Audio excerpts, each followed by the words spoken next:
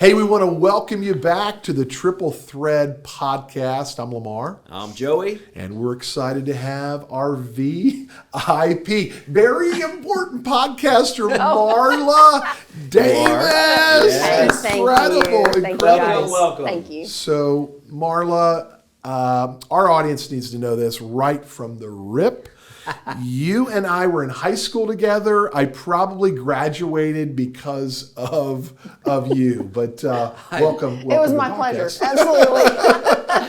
Did you get that? My pleasure. Yeah, I did get that. Because we're going to go down that trail about my pleasure, and if some of our folks that are watching, they may get that because you have had an incredible, stellar career at Thank you. Chick-fil-A. God's chicken. Yeah. We just got to celebrate 30 years with Marla in the industry. Wow. How she has just set an incredible pace before us. And so, but before we get there, Marla, I'm going to ask you, going back to 1984, it's a long time ago. What do you remember of the time that we were in school together? And this is for the public to hear. So what do you remember, Marla, at that time of your life?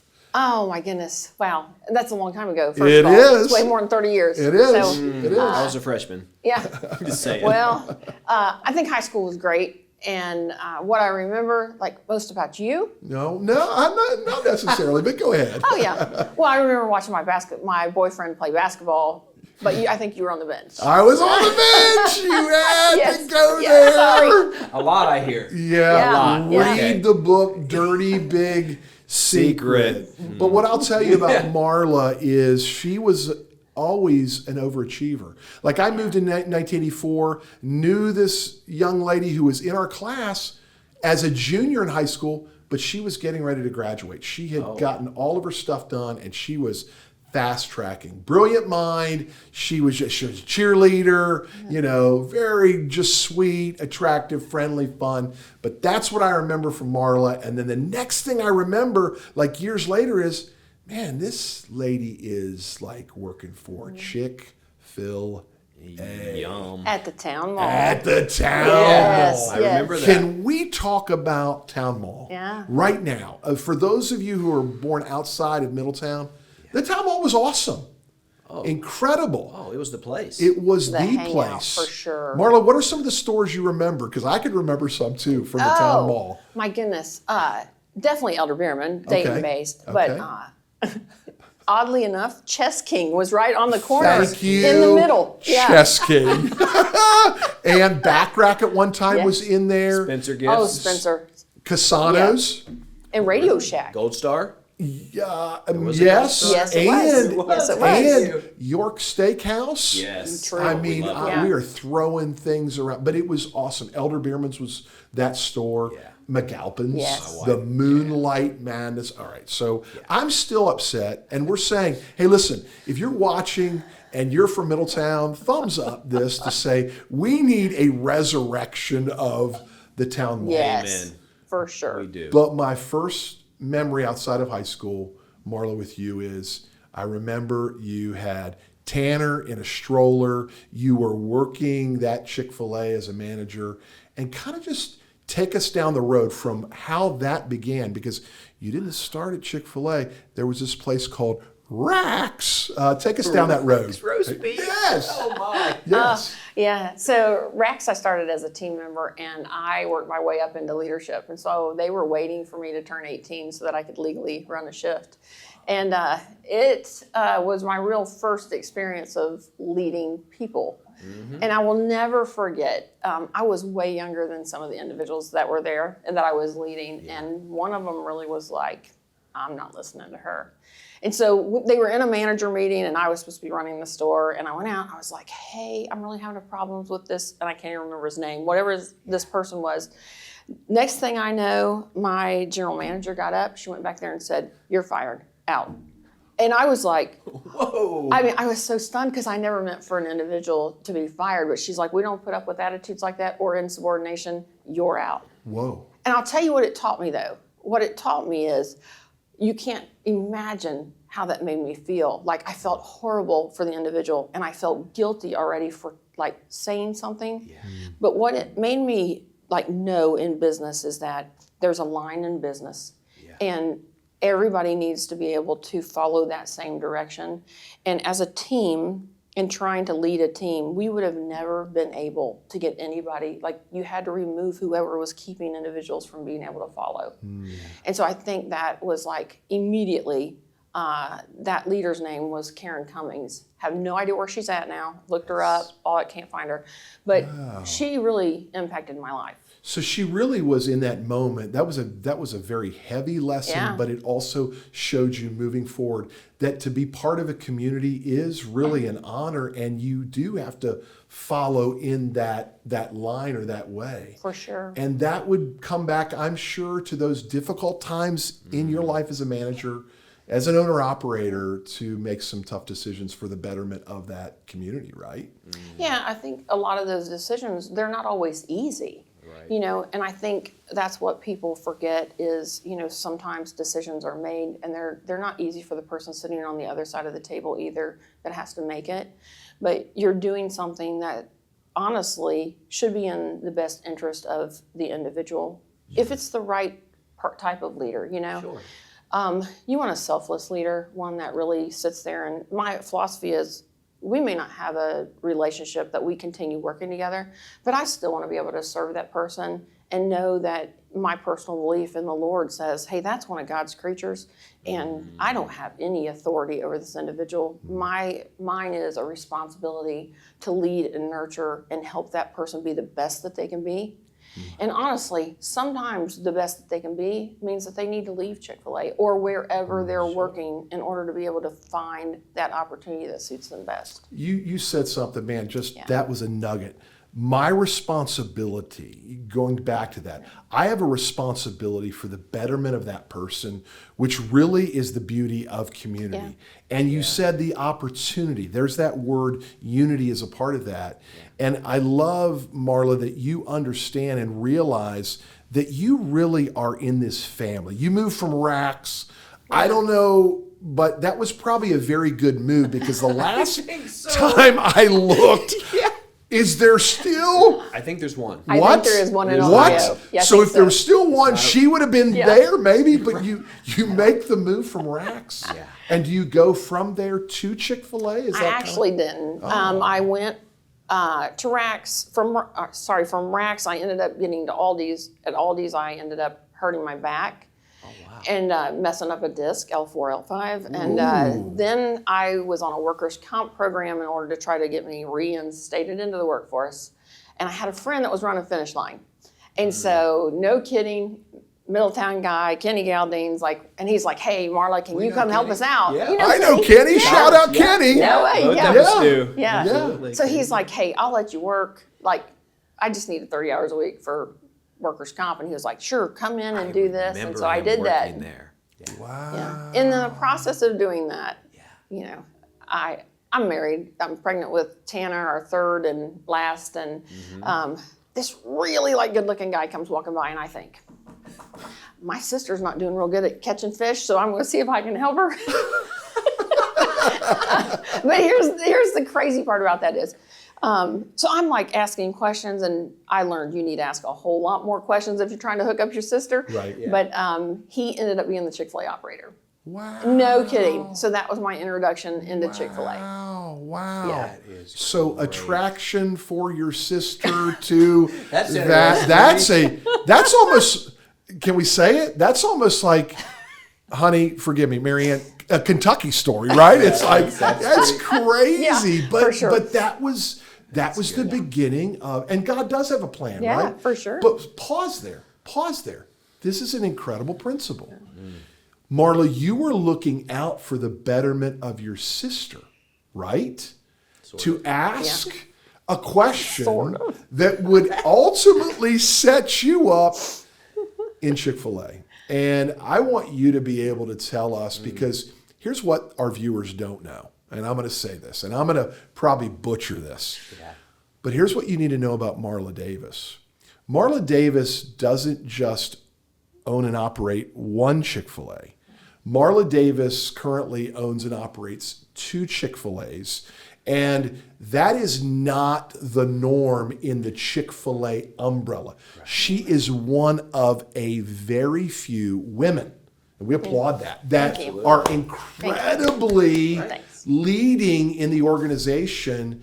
And not only that, I'm just going to kind of, Marla, you're just going to have to walk out of here with a big head. But I would say, you'll say to God be the glory. Yeah, but not only is she one of only few dual owner operators as a woman, she literally is trend setting. Her stores incredibly are nationally recognized for what has taken place. And so, Marla, take us through that as a woman navigating through maybe a man's world, how that, because that's important for our viewers to hear and see. Well, first of all, really, I give all thanks and glory to the Lord for that. And it is all my team and people. They actually help me to look really good, but it's really them behind the scenes. They're the ones working it out in the trenches and actually leading and growing together. And I think that's our gift, is that we are all working on the same goals together. And there's a huge part of trust there. And so you're going to have to roll back because I don't remember the last part of that question. So I apologize. Really the last part is, how has, you as like a woman navigating in a man's world, climbing, and I say climbing the Chick-fil-A ladder, but they had to see something in you. They're not just going to give another store to anybody. And now you are you're living that thin air as a woman for dual stores. So talk about that, how that has looked. Yeah, I really think in the beginning, so like when I came into Chick-fil-A in 1996, I made up the top 10 in women because that's all there were. You know what I mean? So we were definitely in a man's world, in a Southern-based company. And we were trying to grow a brand. Like, seriously, back in 96, we called them be our guest cards, and you would try to pass somebody a card for a free sandwich, and they'd walk on by you like, not interested, not interested. And I promise, try to pass one out now, and they're gone. They're gone. You're going to get, your arm is gone. Crocodile, right? I remember the nuggets in the mall. But I think the benefit of being female inside Chick-fil-A is that women tend to nurture, and they listen differently. And so, I love to fix problems. I love to try to figure it out. And so there's this piece of like, what does family look like? And so for Chick-fil-A, everybody that works with me, we are family. That is my extended family. And so, I used to play the role of being like the older sister, and then I got to be the mother's age, and now I'm like the grandmother's age. And so, but it's an investment in people, and everybody plays a different role. And so that community to us, though, is extremely important. As it adds to the second store, I think what you see is that a lot of individuals had identified roles. They knew what their responsibilities were, and they worked hard to achieve that. And it wasn't just for me, it was for opportunity, because in getting the second store, it allowed individuals to have room to promote up and be able to continue into leadership or at a higher level of leadership. Because when you have oversight of just one store, you're 100 to 130 employees. And then when you add another store, we've just added 100 to 120 more jobs. Wow. And so it totally changes the organization. But I'm very blessed to be able to have the opportunity to do it. Go ahead, Joe. Yeah, I love that you give credit to your staff, and that's wonderful. But without an amazing leader, it's going to crumble. As you know, over the last 30 years, things have changed. Staffing's changed, right? How has leadership changed? Wow, that really is a loaded and great question. It is a loaded question. That's why I'm asking you. Yeah. So I think people used to always say leaders are born. Somebody's just like a natural leader, and you hear that. Right. And that really may have been the case in a different time and age, but it's not the case now. And so leaders are definitely developed. And what we see is that in the current generation and what we're in, technology is so rampant that individuals are used to getting answers to a question immediately, and everything moves at a faster pace. Right.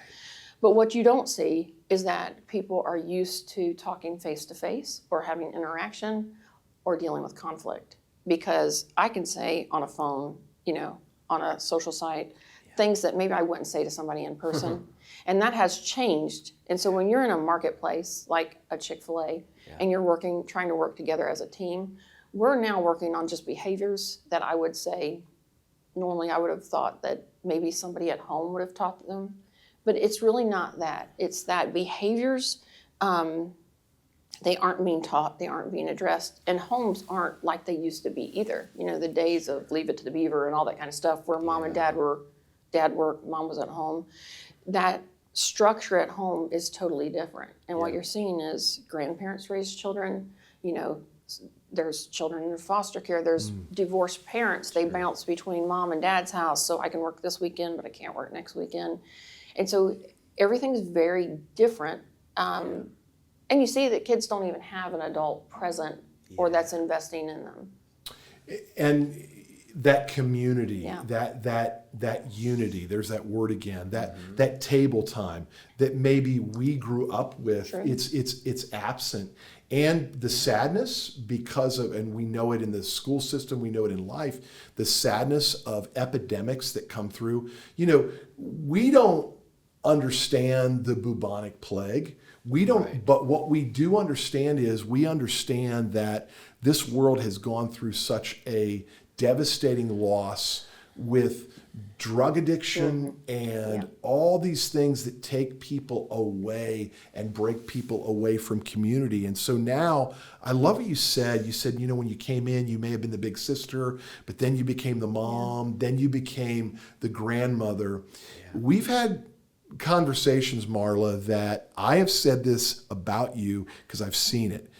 God has gifted you with whatever because people will absolutely just tell you anything. That is true, everything. And then they'll say, I don't even know why I said that to you. Like, I haven't told that to anybody. And it's something about trust, that there's something in me that people feel like they can just be themselves. Right. And it's a non-judgmental piece. And honestly, I attribute that back to my childhood in Middletown. So go there, because that's interesting. Because I would wonder why you feel like, and you're going to tell us that story. Yeah, let's hear it. Yeah. So my childhood in Middletown is I had a mother who's very faithful to the Lord, and that was a huge part of her life. But the flip side of the family is I came from a broken home. My dad was an alcoholic. My parents got divorced because my dad joined the mafia. And she did it out of protection for us. He had joined the mafia and was going to run a XXX theater that apparently was in Middletown back in the day. Whoa. And so I think my dad suffered from being bipolar, but of course that wasn't a thing back then. Right. And so, alcohol was self-medication. Yeah.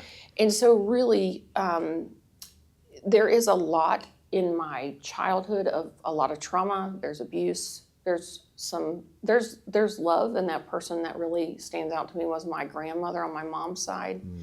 But what you realize is, especially as you get older, that your parents suffer from their own issues, and I truly believe in looking back at my mom. I believe my mom had depression, dealing with my father having 4 kids, always being broke because we were very poor. And, my mom went many times without eating so she could feed us kids. Oh, wow. Yeah. Wow. So it's just, that's childhood, but I feel like what that taught me, and trust me, I knew that you hit it. Like, I would call us plastic people because you didn't bring your family issues outside of the home and you didn't disrespect your parents. And so that whole part of it is you would never have known that I had any issues at all. You did a good job of hiding it. Thanks. We're going to talk about that when we come back from the break. Yeah. And so, Joe, take us to break. I'm excited to come back to break. Yeah, we're going to take a quick break, and when we get back, we're going to get into maybe a little isolation. Ooh, isolation. Thinking about isolation. Yeah. So we're back in a moment. And chicken. Oh, and chicken. Hey, thanks for tuning in also to this podcast for the Triple Thread. We are grateful for your support. We can't do it without you. We would not be doing this without an audience. So thank you for not only being a part of this community and taking the opportunity, but thank you for taking your time to view or to watch it. We hope you like it. We hope you tell your friends and family about it. Don't forget, every Monday at 6 a.m. it drops. You can get online and find that where you listen to podcasts. Also, if you're looking for community, one way that you can get involved is to jump on realcommunityforyou.com. Real Community, the number 4, the letter U.com, where you can be engaged, and we'll tell you more about it, what it means to be a part of this thing called community. Speaking of community, the book Dirty Big Secret is out. If you don't have a copy, we'd love for you to pick up a copy of Dirty Big Secret, where you can discover the need for community. Over 7 years writing the book. It's a labor of love, but I believe you'll enjoy it. It's a memoir, and it takes you into the real blood and guts of life and community. So you can order that today on that website through my publisher, Orange Fraser, or you can pick it up at a Baraka location near you. Again, thanks for tuning in. Can't wait to get back and join the episode. Hey, welcome back to the Triple Thread podcast. Thanks so much, Marla, for being here. You're a VIP tonight. My pleasure. Here's what we talk about when we say triple thread. You know, the Bible says in Ecclesiastes that 2 are better than 1, but a threefold cord is not quickly or easily broken. You were taking us through some painful stuff in your childhood, but yet, here's the beauty of your life. You have seen that as really that gift in the fact that now people, all kinds of people are coming to you and sharing, as you said, everything. With you. And so that preparation for this community, which is growing, hundreds and hundreds and hundreds of family members that now you have, that are doing everything from breading Jesus chicken, right? We laugh about that. To mixing incredible milkshakes, to ladling the incredible chicken noodle soup. But I'm still bitter, and this is... I hope that someone, Marla, I'm going to say this. I hope this doesn't get you in trouble. Oh, boy. Why did they get rid of the coleslaw? Amen. Please. They went to kale salad. Who would go to kale salad? There's been many changes. Marla, I want you to... I'm with you on that. I'm with you. But there have been changes, not just with the menu at Chick-fil-A, but there's been a lot of things that have changed for a need and a necessity. Sure. So talk to us about that. Like the brand has grown, legitimately grown. So take us through that, and even growing pains as you walk through things. Sure. Chick-fil-A is a brand of quality. Like, they are a very relational brand. It's all about service. It's all about people. In fact, Truett, Kathy would always say, hey, we're not in the chicken business. We're in the people business. Yeah. Because we knew that if we do take care of our people, that they in turn will take care of other people. And honestly, the chicken is just the widget that brings us all together, that we're all working toward the same goal. Like, how do we make the best widget chicken sandwich to serve the guest? And Truett believed, and just from his upbringing, food drew people together. Food was a great way to, anytime you're feeding somebody, it was a way to be generous. It was a way to have conversation. It was a way that people just kind of sit back and relax. And I think that's what you see with Chick-fil-A, is it's a cut above, because it was built on high morals and high values. Yeah. And Truett was who he said he was. And when he told you, this is what I expect, that's what it is. But he did it in such a loving way that he would always ask, why not your best? And so really that's personal, because you don't own that, I own that. Why am I not doing my best? I mean, even down to the placement of the pickles on the sandwich. Am I making this up? No. Watch the video today. Watch the video. Okay, so here's the deal. It's like, we talk about excellence, not perfection, but we talk about excellence. And why? Because we expect excellence in all of our ministries, because we're creatively engaging our culture. Our culture deserves it. But why is it important? Why can't you just throw the pickles anywhere on the sandwich? Seriously, why is that important? the requirement of, and when we teach people, it's like, hey, pickles are friends. They're not made to hold hands, and be overlapping, so they're not lovers. That's what we call them. Oh, that's hilarious. I saw that Yeah. today. I saw that today. But the reason that it's important is because we're building a brand, and we're building something bigger than ourselves. So when you look at it, and I told you I promise, when I started in 96, we still were a mom and pop shop. And so people couldn't say Chick-fil-A, they, Chick-fil-A, you name it, Chick-fil-A, yeah. And so because of that, we were building a brand. And so we felt like we had made an agreement. I shook Truett's hand and agreed to him, like, Whoa. yeah, I'm going to do this. And so when we built the brand, it not only, like that standard of building the brand was, if you're in whatever country or whatever state, California, whatever, your chicken sandwich needs to look exactly the same as mine. And because we're doing everything with a purpose and because we care. And that care should be shown in the smallest of details, which is why those two pickles sit side by side. And it's just a way to care and present something that is consistent. Unlike the coleslaw went bye-bye because it wasn't consistent across the chain. Yeah, got it. Yeah. You can't. So it had to. But you said care. Yeah. Care. And I think that to me is why we're even doing something like this, because Marla, we really truly care about people who are living in an isolated state. Wow. They're living alone. They're living away from community. There's that word again that has unity attached to it. They're living away from that, or they're hurt. Yep. They're just doing this thing. So for you, and Joe, you perfectly said it, before we went to break. You said we're going to talk about this isolation. So kind of tee that up as for Marla when it comes to Chick-fil-A. Yeah. Well, I was going to say, in your personal life, you said you didn't share those things. Sure. You didn't share those things. When did you learn to share those? When did you learn how important that is?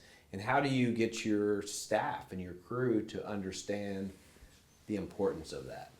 I think those stories aren't easy to tell. Right. And so a lot of times that starts with maybe it's just an individual that I meet and they end up sharing something. Right. And you're kind of like, hey, I know what you see me as today, but that's not who I've always been. Yeah. I was this person over here experiencing this same pain. And then, dealing with the scars of the aftermath of things later in life. And so, I believe everything happens for a reason, and that is to the glory of the Lord. Yeah. And so, Totally it's easier for me in my faith to look back and say, man, I know God was with me and watching over me, but when I was going through it, I had no idea where he was at. I felt abandoned. And so that key word, abandonment, isolation, they go together because there is a piece of it that when you don't have a support system, there's something in there that says abandoned, right. Or that you feel that way. And so then you tend to pull back.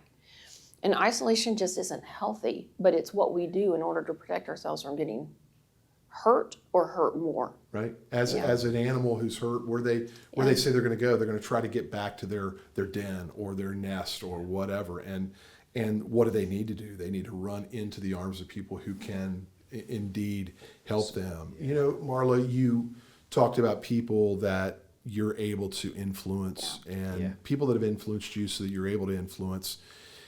You are able to see, as you look out, I'm sure you have been able in your lifetime to look and see other 17 and 18-year-old Marlas out there. Oh, right? without a doubt. You could spot them, right? For sure. So are you like, how do you respond to that? Because has it been like, oh man, I got to jump right in, or how do you walk into that? Yeah, I think each person's going to be a little bit different. And then I'm going to tell you, there's like two different Marlas that I see, because one was the hidden, and one was what I showed people. Okay. And so, sometimes hurt and abuse, a lot of people that are the funniest or that they can put on a front. I know what's coming. You know what I mean? Because there is a thing you understood, at least in my household, how to be at least as perfect as possible, because when you were perfect, life was better, you know, and so there is a part of it where you're acting a part. Okay. And so your mind does things that tries to help you, like learn to protect yourself, but really it's a cover. And so, you know, identifying those individuals, sometimes you can spot it right off, and other times you're like, hey, you just kind of watch, and then, you know, it's through conversation or whatever. But what I've learned is I'm not the person to rescue. You know what I mean? Because that's where my heart wants to go, is like my heart wants to protect somebody and pull them out of whatever that situation is. But that's not my role. Right. And so the best thing that I can do is be a listener and help them start to process through, because it's always going to be carried with them, and they've got to learn how to walk through it, or how to process it, or at least how to at least look at it instead of running and hiding. So good. You know, I'm blessed to know you. I'm blessed to know your family. And for people who don't know your family, they're missing out. I mean, it is truly. So tell us, because here's reality. Yeah. I mean, you are such an integral part of your family, but just kind of go down the line. Tell us about your family. Oh my goodness. So I've been married to Herb 35 years. What? 35. Got 2 on me. Yeah. But he is like known to everyone. He doesn't know a stranger. He's super friendly. Everybody loves him. Same, yeah. And I would make a great bouncer. Like, that's what our personalities look like when we're walking out with people. Yeah. And so he has no enemies. Like, that's what I would tell you. And his life in growing up was way more calm, and so he really helps me stabilize. Sure. But you know, then our oldest married, has our only grandchild, who's 15 and a half and ready to start getting his temps. Wow. So new part of life, but yeah, I'm blessed to have my daughter work with me in the business. And then we have a middle son, Tyler. And so Tyler is also working with us in the business. That's amazing. And so he is doing super well. Yeah, he is. And he's hysterical. I think all of my kids are funny in a different way. He is funny. Oh my gosh. Yeah. There's not a week typically that goes by that there's just like I call it a Tylerism. He's going to come up, and he's so dry, witty, and just brilliantly quick. Even on Friday mornings. Oh, yeah. Where do you get that? Yeah. Where do you get it? Yeah. It's hilarious. Yeah, he's good. Great man. And then, of course, our baby, I mentioned earlier that I was pregnant with.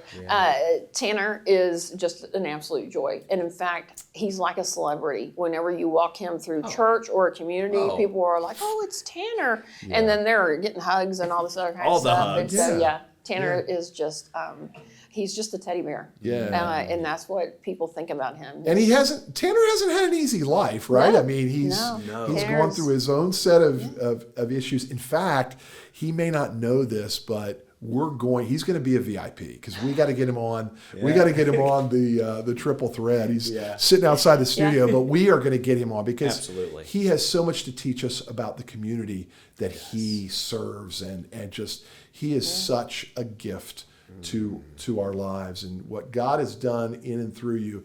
You know, Truett Cathy, who is no longer here on this earth, but his handprint and his thumb is on My Pleasure. He has done so much that has influenced you. When you think about leaders and legacy, and when you think about Truett, what are some of the things that you would say to this audience that not only has he instilled in you, but you carry and you have passed down to generations? Well, that's a great question. So Truett instilled in me, his life verse was that a good name is better than great riches. Oh, wow. And so growing up, where I will just tell you, my name was two-parted. You know what I mean? This was one Marla, this was another. And so when you align that with something that Truett said, like that, just having your name means something. And when I look at it, I understand what he's saying. Like, when you pass away, you can have all the money in the world, but you don't get to take it with you. Right. And so what good is it? You know what I mean? And so that's the question. It may make life easier or it may bring more challenges. But a good name, that goes with me. That I can leave and it will live on. And the lives that I've impacted will allow that to be legacy instead of me just a passing name. So what he instilled is that he instilled that you could be a Christian, you could be a person of faith, and then have those values in your business and then live by them and not waver, you know? And so Chick-fil-A, everybody knows, they're closed on Sunday. Yeah. Closed What? on Sunday. What? That's always the Closed day you on crave it. Sunday. Yo, you're my Chick-fil-A. So many times. Yes. Oh, it's Sunday. Sunday. Oh, yeah. But talk about that. That's the honoring God principle. It is. Of Sabbath and rest and being with family, right? Correct. And really, Truett came up with that. It was for his employees and for health. Like he looked at it and said, hey, his brother and he opened a 24-hour diner, and they would take turns sleeping in a stock room. And there was a gravel road, and as cars would pull onto the lot, one of them would get up, you know, and help to serve. But at the end of that week, like they're coming up on Sunday, and they were exhausted. They hadn't seen their families. It was very minimal. They had kids. And it was one of those things where they're like, hey, if we're going to be in business, this is really not how we want to do it. And so Truett always said that the reason they closed on Sundays and only worked 6 days is that it was for a day of rest. It was a day for employees to worship if they would like to, or at least to rest, but they definitely needed to spend time with family. And so, and then the next part of that is, you know, there's the biblical piece of, like if God could create this earth in 6 days, then and he rested on 7, so why shouldn't we? You know, what a great principle that we all needed to rest. Yeah. But it was for the care of people. That's amazing. And here's what's interesting. Just this week, you know, I've read the Gospel of Mark. In fact, it's my favorite gospel. Some would say, oh, it's got to be Luke because you named yourself. No, and Luke was a doctor, and I have, you know, had aspirations. But Mark truly is my favorite gospel. And I read this week, and I'd never seen it. The disciples, it just jumped out. The disciples did not have time to eat. And Jesus sent them away, watch this, to a desolate place to rest. And you think about that. And if Jesus set the model and Sabbath, and I've said it as of recent, and I saw the anti-Sabbath take hold in my life, and it almost wrecked me completely. There's more written about Sabbath than any other commandment. I want you to think about that. So God knew, and we are human beings, not human doings. Marla, you'll tell this audience, Chick-fil-A in a mall will do more business in 6 days than any other restaurant does in that mall in 7. Oh, without a question, yeah. As far as like food-wise, I'm sure retail does quite a bit, but yes, for sure. And it's the same thing. Like, so everybody knows Chick-fil-A is a privately held company, and we're not open to the stock market. But people would love us to be open on Sundays. Yeah.